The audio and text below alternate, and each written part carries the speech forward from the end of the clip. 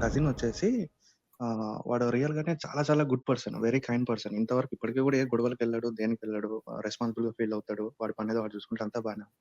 But స్లోగా ఈ reels అయితేనేమి, ఈ యూట్యూబ్ ఇవి కొత్తగొచ్చిన వీడియోస్ అయితేనేమి బ్రెయిన్ వాష్ అయితే 100% అయ్యాడు.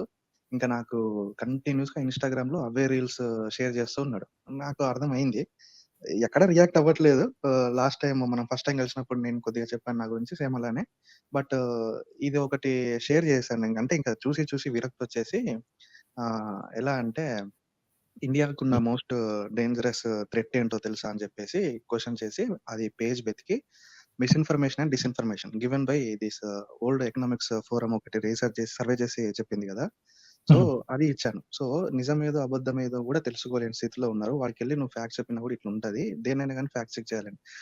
అది రీల్ ఏంటంటే కేరళ గవర్నమెంట్ టెక్స్ట్ బుక్ ఒకటి రిలీజ్ చేసింది. అందులో అప్పను, అయ్యను హిందూ, ముస్లిం ఇద్దరుంటారు. హిందూ చాలా అసలు సరిగ్గా ఉండడు. వాడి దగ్గర ఏం కొనకూడదు. అండ్ ముస్లిం చూసానండి. దగ్గరే కొనాలని. యాహ్! సో, దాన్ని ఫ్యాక్ట్ చెక్ చేస్తే అది ఒక ముస్లిం ప్రైవేట్ స్కూలు ప్రింట్ చేసిన ఎగ్జాక్ట్‌లీ. బుక్కు. అండ్ ఆల్సో దాని మీద యాక్షన్ తీసుకున్నారు వాళ్ళు. ముంబైలో ప్రింట్ అయింది. ఒక ముగ్గురిని స్పాట్‌లో అరెస్ట్ చేశారు. అండ్ దాన్ని స్కూల్‌ని కూడా వాళ్ళు సస్పెండ్ చేసినట్టున్నారు. సో, అది షేర్ చేశాను. అయితే అక్కడ ఇష్యూ ఏమవుతుందనంటే అంటే మెయిన్ అసలు ఇప్పుడు క్వెషన్ ఏంటంటే కొన్ని విషయాలు ఓకే. వీళ్ళు ఇప్పుడు ముస్లిమ్స్‌కి అగైనెస్ట్‌గా రీల్స్ షేర్ చేస్తున్నారు గదా! అవి చెక్ చేసినప్పుడు ఆ ముస్లిమ్స్ కొంతమంది వాళ్ళ క్రైమ్ చేసిండ్రు. మనం చెక్ చేసినాము. చేసిండ్రు. వీళ్ళు దాన్ని వీళ్ళకి అనుగుణంగా పోర్ట్రే చేస్తున్నారు. సో, ఇలాంటివే షేర్ చేస్తున్నారన్నమాట. ఇలాంటివే షేర్ చేస్తున్నప్పుడు సో, ఇప్పుడు మనం ఎట్లా హ్యాండిల్ చేయాలి? ప్రొటెక్ట్ యువర్ రిలేషన్‌షిప్ అనే దాంతోనెళ్లి ఏం మాట్లాడకుండా వదిలేస్తే ఈడికి బ్రెయిన్ వాష్ జరిగిపోతాను. బ్రెయిన్ వాష్ జరిగిపోయి ఒక మంచి పర్సన్ అరే! అటు సైడ్ మౌల్డయిపోతున్నాడే అని. లేదు అని చెప్పేసి నేనేమన్నా రివర్స్‌లో చేయడానికి అంటే వైస్ వర్సా నేను అట్లాంటి ఇంక చూడు హిందువులలో గూడా ఇంతమంది క్రైమ్ చేస్తున్నారు. సో, అది ఒక్కళ్ళే చేస్తున్నారని ఏం లేదు అని ఇట్లా షేర్ చేస్తేనేమో యాంటీ హిందూగా పోర్ట్రే అయిపోతున్నా. సో, ఇట్లాంటి సిట్యుయేషన్‌ని ఎలా టాకిల్ చేయాలి? There is no other way అండి. దెబ్బ తగలటం ఖాయం. రైట్ వింగోళ్ళు ఇప్పుడు ఎంతగా విషపూరితం అయిపోయారంటే, సాటి వాళ్ళని కూడా కాటేయడానికి సిద్ధంగా ఉన్నారు. Okay. They will bite their own people. కనీసం కొంచెమైనా సరే సంయమనం పాటిద్దాం అని అనుకున్న ప్రతి ఒక్కడికి రిస్క్ ఉంది ఇప్పుడు. అంటే రిస్క్ అంటే ఏదో పెద్ద ఇదనుకోకండి. It's not physical risk. It is mental risk. వాళ్ళు ఇమ్మీడియేట్‌గా మిమ్మల్ని పక్కన తోసేయడానికి సిద్ధంగా ఉన్నారు. ఇది ఎంత ఈ పాయిజన్ ఎంత దూరం వెళ్ళిపోయింది అంటే, కుర్రోళ్ళనే కాదు, పెద్దోళ్ళనే కాదు, పేరెంట్స్ అనే కాదు, అన్న తమ్ముళ్ళ యూనో సోదరుల రిలేషన్‌షిప్స్ కూడా నాశనం అవ్వడానికి సిద్ధంగా ఉన్నాయి. ఎందుకంటే all you wanted to be a little more considerate. ఒరేయ్! వినగానే వెంటనే ఆ జాతి మొత్తాన్ని ఆ మనుషులు మొత్తాన్ని క్రిమినల్స్‌గా చూడటం కాదు. క్రైమ్ చేసినోడు మాత్రమే క్రిమినల్ అన్న మాటను మీరు గనక కొంచెం చేస్తే, అంటే నువ్వు వాళ్ళకి సపోర్ట్. అంటే నువ్వు యాంటీ హిందూ అని అనేయడానికి చాలా ఈజీ అయిపోయిందండి. It's becoming so easy to just say that. ఈ పాయిజన్‌ని తప్పించుకోవడానికి ఇక వేరే దారి లేదు. You have to take head on అండి. ఓకే. భరించాలి. ఇది జరుగుతది. ఈడు నన్ను గ్యారంటీగా యాంటీ హిందూ అంటాడని అంటే అనుకో, I don't care. I am here for humanity. తప్పు చేసినోడు ఎవ్వడైనా సరే వాడు ఎదవే. ఇట్ డజంట్ కేర్ వాడు మతమా, లేకపోతే వాడు కులమా, డబ్బున్నాడా, డబ్బు లేనోడా కాదు. ఉన్నా లేకపోయినా సరే తప్పు చేసినోడు దుర్మార్గుడే. వాడికి నీకు మతం కావాలి. నాకక్కర్లేదు. నాకు వాడి పేరు చెప్పకపోయినా పర్లేదు. వాడు చేసిన పని చెప్తే చాలు, నేను వాడు మంచోడో చెడ్డోడో చెప్పేస్తా. కానీ వీళ్ళు అట్లా చెప్పలేరండి. వాళ్ళకి ఫస్ట్ పేరు కావాలి. చేసినోడి పేరు కావాలి. ముందు విక్టిమ్ పేరు కావాలి. తర్వాత ఈ పర్పెట్రేటర్ పేరు కావాలి. ఆ పేరు గనక అటు ఇటు కాకుండా తెలుసుకోలేని విధంగా ఉందనుకోండి, వాళ్ళు ఒప్పుకోరు. సమీర్ అనే పేరు తెలుగు హిందూస్‌లోనే దొరుకుతది, ఈ ముస్లిమ్స్‌లోనే దొరుకుతది సమీర్. అలాంటి పేర్లు ఉంటే వాళ్ళకి అర్థం కాదు. ఆడికి లాస్ట్ పేరు ఏం కావాలి? అహ్మద్ ఉందా, లేకపోతే కుమార్ ఉందా అని అడుగుతారు. ఆ పాయిజన్ అనేది వాళ్ళ దగ్గర ఉందండి. They can't put it on you. ఈ ముక్క మీరు చాలా క్లియర్‌గా చెప్పాలి. బాబు, నాకు నేరంతో సంబంధం. నేరం ఏందో చూస్తానండి అంతే. నాకు అది చేసినోడు పేరు అవసరం లేదు, వాడి కులం అవసరం లేదు, వాడి మతం అవసరం లేదు, వాడి వయసు అవసరం లేదు, వాడి చదువు అవసరం లేదు, వాడికి ఎంత డబ్బు ఉందో నాకు అక్కర్లేదు. వాడు చేసి ఒక మనిషి ఉన్నాడు, వాడు ఈ పని చేసినాడు. ఆ పని చెప్పి చాలు, నాకు అది నేరమో కాదో నేను చెప్తా. కానీ అదే ధైర్యం నువ్వు చేయగలవా? Same murder. ఒక హిందూ అమ్మాయి, హిందూ అబ్బాయి వీళ్ళ మధ్యలో నేరం జరిగితే నోరెత్తడానికి దగ్గరికి కూడా రారు. కనీసం ఏ ఒక్కటి డిస్కస్ చేయడు, ఒక్కటి చేయడు. అయ్యో, మన హిందూ అమ్మాయిలు నాశనం అయిపోతున్నారు, ఇట్లా అన్యాయం అయిపోతున్నారు అని ఒక్కడు కూడా చేయడు. ఎందుకంటే అక్కడ హిందూ అమ్మాయి, హిందూ అబ్బాయి కాబట్టి. సో ఈ హిపోక్రసీని మీరు బయట పెట్టి తీరాల్సిందే. ఓకే. నీకు నేరంతో పాటు వాడి పేరు కావాలి. నాకు ఓన్లీ నేరం చాలు. అది తప్పో రైటో చెప్పడానికి నాకు జస్ట్ నేరం చాలు.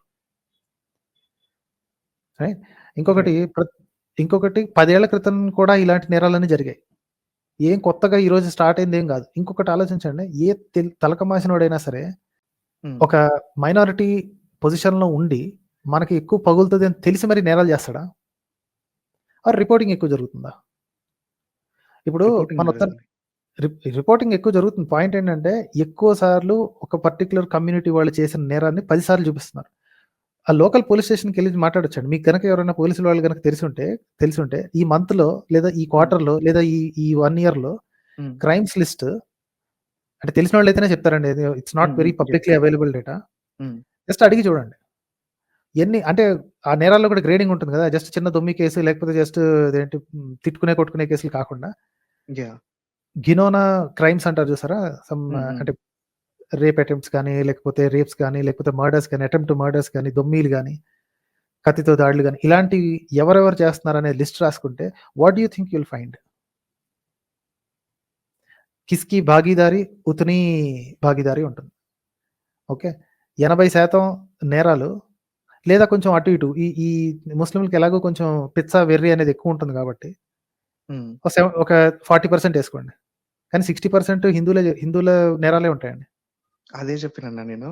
ఇప్పుడు 20% పాపులేషన్ తోటి నీకు ఈ క్రైమ్ రేట్ పాసిబుల్ అవుతుంటే, 80% పాపులేషన్ తోటి ఇంకెంత క్రైమ్ రేట్ పాసిబుల్ అవ్వాలి? హ్మ్. హ్మ్.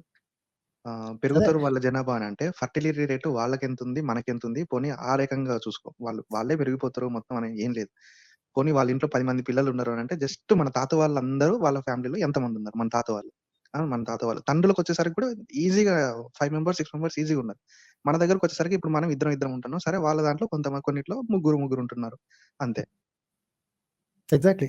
అదే హ్మ్. జరుగుతుందండి. ఇదంతా మన it's myth of that population explosion.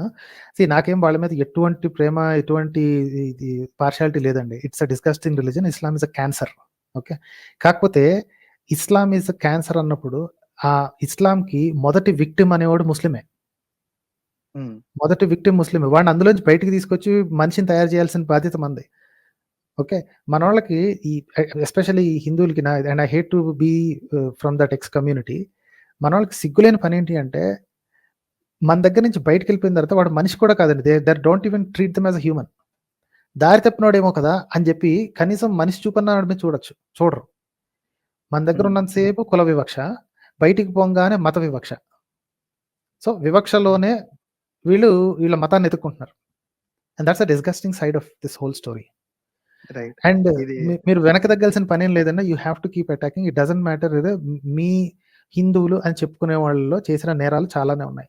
Okay. Just because you don't see it in your news channels. News channels ఎవరికి ఎప్పుడు ఏవి చూపిస్తున్నారో తెలుస్తూనే ఉంది కదా! హ్మ్. కనీసం న్యూస్ పేపర్ రిపోర్ట్‌లు అబద్దాలు చెప్పవు కదా! న్యూస్ పేపర్‌లో వస్తున్నాయి. హ్మ్. లోకల్ న్యూస్‌లో వస్తున్నాయి. And go to any local police station and ask for the crime data. తెలిసినోళ్ళైతే ఇస్తారేమో అనుకుంటా. I think you can still do that. Yeah! Yeah! తెలుస్తుంది గాట్ ఇట్. ఎవరెవరు ఎంతెంత చేస్తున్నారో. యాహ్! Got it. ఇన్‌స్టాలో ఇది మన by any chance voice of atheist page మీరేనా అన్న రన్ చేసేది? నో. నేను కాదు. But I I know that group a little. Okay. కొంతమంది దీంట్లో టు డూ లిస్ట్‌లో రాసుకుంటున్నాను. నేను అడుగుదాం అనుకున్నా. ఏదైనా అట్లా చెయ్యాలి. నాకు టైం హ్మ్. దొరకలేదు. సరే వారానికి ఒక్క ఫోటో అన్నా చేయలేమా? ఒక ఎడిట్‌గా ఒక చిన్న ఫోటో తీసుకోలేమా అనేసి అడుగుదాం అనుకున్నాను. అంతలోనే అనుకున్నానో లేదో పేజ్ ఫైండ్ ఔట్ చేశాను. ఇప్పుడు మనం మాట్లాడుకున్నదే ఉంటదనమాట. "అరేయ్! నువ్వు వాళ్ళ ఇంటికి ఎలా పోతావురా నువ్వు? వాడు ముస్లిం, వీడు క్రిస్టియన్. వాళ్ళు మన ప్రసాదం తింటరా?" అంటే, "కరెక్ట్ మామ. రేపు మీ ఇంటికొస్తే ఆదివారం మనిద్దరం కలిసి బిర్యానీ చేసుకుందాం" అంటే, "మా ఇంటికి ఎలా వస్తావురా నువ్వు? నీదే కులం, నాదే కులం" అంటాడు. ఎగ్జాక్ట్‌లీ. పోస్ట్. అదే చాలా ఇంట్రెస్టింగ్‌గా ఉంటాయండి. Voice of atheist. I love that page. నాకంత సార్కాజం ఇంకా గూడా నేను చేయలేను. మనోడసలు భలే చేస్తున్నాడు. ఒక దిక్కు నేనేమనుకున్నా అంటే ఐడియా, అన్న నువ్వు చెప్పేది మొత్తం యాజ్ ఇట్ ఈజ్ ఇంగ నేను ఫ్యాక్ట్ కట్ చేసేసుకొని ఆ పోస్ట్‌లో పెట్టేసుకుంటా అని. నువ్వు గూడా చెప్పినావు మనోళ్ళకి కంటెంట్ కట్ చేసుకొని పెట్టండండి. నాకేం ఇబ్బంది లేదని చెప్పేసావు. మనోడేంటనంటే ఎట్ ద సేమ్ టైమ్ సార్కాజంని గూడా యాడ్ చేస్తున్నాడన్నమాట తన పోస్ట్‌లకి. So, exactly. అది నాకు చాలా బాగా అనిపించింది. అండ్ మీరు కూడా చేయండి. ఇంకోటేంటంటే ప్లీజ్ ఫార్వర్డ్ హిస్ అంటే ఆ ఛానెల్ యొక్క పోస్ట్‌లని బాగా పాపులరైజ్ చేయండి. ఐ డోంట్ నో నేను అతనితో నేను మాట్లాడలేదు. So, I can't give any hmm. Assurances from his side. నా కంటెంట్ మాత్రం యూ కెన్ ఫ్రీలీ యూజ్ అండి. దాన్నంటారు నథింగ్ కాల్డ్ ప్రైవసీ స్ట్రైక్ గాని లేదా కంటెంట్ స్ట్రైక్ గాని ఏముండదు. You are hmm. Free to use any way you like. ఒకే ఒక కేవియాట్ పెట్టేదేంటి అంటే ఒక మతం వాడు ఇంకొక మతానికి ఆహ్, అగైన్స్ట్‌గా నేనేదైనా పోస్ట్ చేస్తే దానికోసం వాడుకుంటాడు చూసారా? వాళ్ళకి స్ట్రైక్ పంపిస్తానండి. So, okay. ఇప్పుడు నేను భగవద్గీత మీద చేసిన వీడియోస్‌ని ఒక క్రిస్టియన్ వాడు వాడి ఛానెల్‌లో పెట్టుకున్నాడన్నమాట. చూసావరా భగవద్గీతలో ఎలాంటివున్నాయని. I sent him a strike. Okay. Hmm. So, ఆ స్ట్రైక్ వాడి దీంట్లో ఉండిపోద్దనమాట. So, okay. అలాగే నేను క్రిస్టియానిటీ మీద అగెయిన్స్ట్‌గా ఏదైనా చేస్తే ఒక హిందూ ఛానెల్ గనక ఇప్పటివరకైతే చేయలేదు గానీ, హిందూ ఛానెల్ గనక ఎవరైనా వాడుకుంటే I will send them a strike. So, good ఫెయిత్‌లో ప్రమోటింగ్ అంటే యాంటీ సూపర్‌స్టిషన్‌ని గనక ప్రమోట్ చేసే ఎవరైనా సరే they are free to use the content అండి. No restrictions at all. చిన్నది కట్ చేసుకుంటారా? పెద్దది కట్ చేసుకుంటారా? మీరు దాన్ని అటు ఇటు మార్చుకుంటారా? It's still as long as it is in good faith please go ahead and use it. ఒకే ఒక రిక్వెస్ట్ ఏంటంటే యూ కెన్ లింక్ బ్యాక్. ఆ లింక్ బ్యాక్ యూట్యూబ్‌లో షేర్ చేస్తే యూట్యూబ్ ఛానెల్‌కి లింక్ చేయండి. ఇన్‌స్టాలో మీరు గనక యూజ్ చేస్తే ఇన్‌స్టా లింక్ ఒకటి నా ఇన్‌స్టా ఐడీని ట్యాగ్ చేయండి చాలు. యాహ్! నాకు నువ్విందాక క్లోజింగ్‌లో అంటుంటేనే మళ్ళీ ఒక కొత్త ఐడియా వచ్చింది. అంటే ఏదైనా ఇట్లాంటి రీల్స్ వీళ్ళేమైనా ఉంటే నాకు ఫార్వర్డ్ చేయండి. నేను చూస్తాను. నా వరకు ఇవి రాకపోవచ్చు అనేసి. సో, అంటే చిన్న ఐడియా లాగా వచ్చిందిది. మనము 'ధ్రువ్ రాతేలాగా' మనం కూడా ఈ షార్ట్స్ లాగా కట్ చేసేసి అంటే వీళ్ళు ఏదైనా చెప్తే దానికి కౌంటర్‌గా ఏదైనా చేసి, దాన్ని మనము ఇన్‌స్టా పేజెస్‌లో పెడితే అవి చిన్న చిన్నగా రీచ్ అయ్యేసి ఏమన్నా ట్రాఫిక్ ఏమన్నా వస్తుందేమోనని ఒక చిన్న ఐడియా అనిపిచ్చింది. చేయండి. If you have any idea దాన్ని బ్రేక్ చేయడానికి ఒక ఐడియా ఉందనుకోండి. వాళ్ళు ఏదో క్లెయిమ్ చేస్తారు. దానికి బ్రేక్ హ్మ్. చేయడానికి మీ దగ్గర ఐడియా ఉంటే ఇమ్మీడియేట్‌లీ డూ ఎ రీల్ అండి. మీ సొంత పేరు పెట్టుకోవాల్సిన పని కూడా లేదు. If you don't like that voice of atheist అనేది ఉంది చూసారా? హ్మ్. Something like thought. And you can do it in a small group. మీరు ఒక్కళ్ళే కూడా చేయక్కర్లేదు. ఒక ఇద్దరు ఉన్నారనుకోండి. మీ హ్మ్. ఇద్దరు కలిస్తే 2 ఐడియాలొస్తాయి. ఇంకొక ఇద్దరు కలిస్తే ఇంకో 2 ఐడియాలొస్తాయి. సో, హ్మ్. సార్కాజంని కొంచెం పెంచో లేకపోతే యూ నో మంచి సోర్సెస్ గాని, రిఫరెన్సెస్ గాని తీసి అది ఫేక్ అనో లేకపోతే రాంగ్ అనో ప్రూవ్ చేసేదో లేదా ఇంతకంటే బెటర్ లాజిక్‌తోని అర్థం చేసుకునే పద్ధతి ఉన్న ఎనీ ఆఫ్ దట్ సార్ట్. ఈ ఓకే. జనరేషన్‌ని గనక మనం ఇప్పుడు కాపాడుకోకపోతే ఈ బేవకూఫ్ గాళ్ళు తర్వాత these people will become parents అండి. And they will teach their kids the same exact things. So, yeah! ఇప్పుడే యాక్చువల్లీ టైమ్ అయిపోయింది. But still there are some people who are పర్మనెంట్‌లీ డామేజ్డ్. బట్ ఇంకొంతమంది డామేజ్ అవ్వకుండా ఉండాలి అంటే we have to act very fast అండి.